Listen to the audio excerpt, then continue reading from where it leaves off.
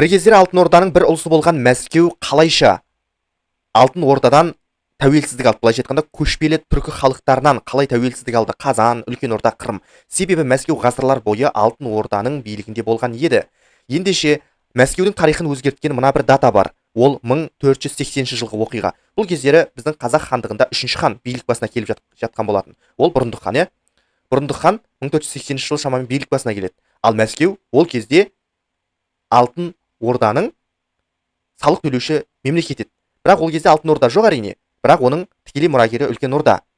1480 жылы өзіне біршама уақыт бойы салық төлемей келген Мәскеуге қарсы Мәскеуді жазаламақшы болып, Үлкен Орданың билеушісі Ахмет хан жорыққа шығады.